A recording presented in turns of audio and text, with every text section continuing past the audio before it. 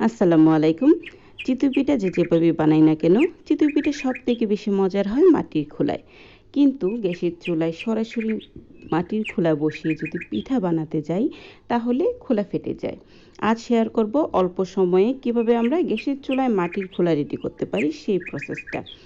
আর এই প্রসেসটা শেয়ার করার আগে আপনাদেরকে আন্তরিকতার সহিত রিকোয়েস্ট করে নিচ্ছি, প্লিজ আমার চ্যানেলটিকে সাবস্ক্রাইব করে দিবেন, লাইক ও কমেন্টস করে আমার চ্যানেলের পাশে থাকবেন। খোলা এবং খোলা ব্যবহারের ঢাকনাটাকে আমি প্রথমে ভালো করে ধুয়ে রোদে শুকিয়ে নিব, তারপর এটাকে প্রসেস করব। আশা করছি আজকের প্রসেসটা আপনাদের কাজে আসবে। এখন আমি মাটির খোলাটাকে শুকিয়ে নিয়ে তার মধ্যে অল্প কিছুটা তেল দিয়ে দিচ্ছি। যে যে তেল পছন্দ করবেন সেটা দিবেন। তারপর একটা শুকনা কাপড় নিয়ে নিব, পরিষ্কার কাপড় বা টিস্যু দিয়ে তেলটাকে সারাটা সাঁচের মধ্যে মিশিয়ে নিতে হবে। আমি যেভাবে মিশিয়ে নিচ্ছি ঠিক সেভাবেই আপনারা মিশিয়ে নেবেন। সাঁচের নিচ দিকে মেশানোর কোনো দরকার নেই, জাস্ট উপরটা খুব ভালোভাবে মিশিয়ে নেবেন। আর সেম প্রসেসে ঢাকনার মধ্যেও কিছুটা তেল দিয়ে ঢাকনাটাকেও তেল দিয়ে মাখিয়ে নিতে হবে। আজকে যে প্রসেসটা শেয়ার করব ঠিক সেই প্রসেসে বাসায় আপনারা সহজেই আপনারা এই যে মাটির খোলাটা রেডি করে নিতে পারবেন। আর চিতই পিঠা মাটির খোলায় যেমন ফুলকো হয়, অনেক ছিদ্র বিশিষ্ট হয়, তেমন টেস্টিও হয় অন্যান্য প্রসেসের থেকে বেশি।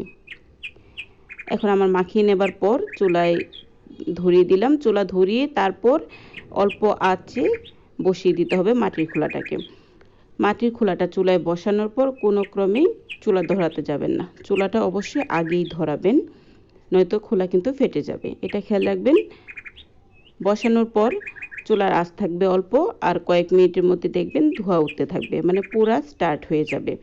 এভাবে 10 মিনিট করে চুলার আঁচ বাড়াতে থাকবেন, মানে প্রথমে থাকবে অল্প, তারপর এর থেকে কিছুটা বেশি, তারপর আরও কিছুটা বেশি, এভাবে 3 থেকে 4 ধাপে হাই হিটে ভালোভাবে পুড়িয়ে নিতে হবে। আমি যখন 20 থেকে 25 মিনিট পোড়ালাম তারপরে এই অবস্থা হয়েছে।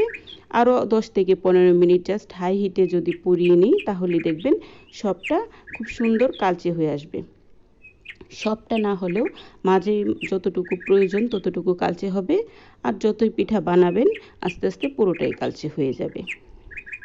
এই যে 30 থেকে 40 মিনিট লাগবে সর্বোচ্চ এই প্রসেসে আসতে। শেষ দিকে চুলার আঁচটা বাড়িয়ে দিবেন।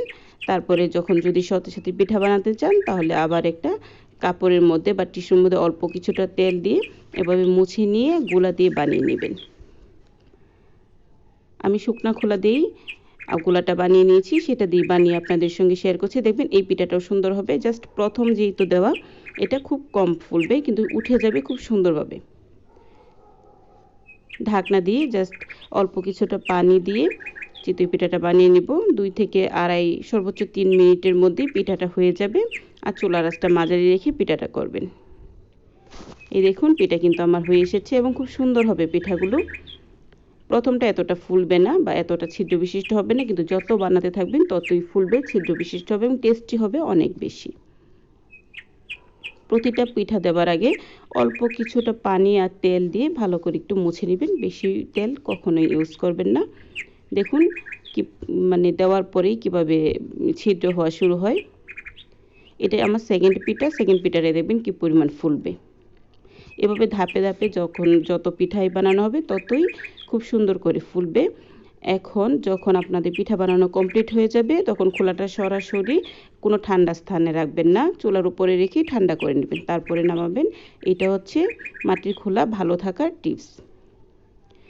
আশা করছি আজকের এই খোলা প্রসেসিংয়ের শেয়ারিংটা আপনাদের পছন্দ হয়েছে। যদি পছন্দ হয়ে থাকে প্লিজ আমার চ্যানেলটিকে সাবস্ক্রাইব করে দিবেন, লাইক ও কমেন্টস করে চ্যানেলের পাশে থাকবেন। ধন্যবাদ সবাইকে।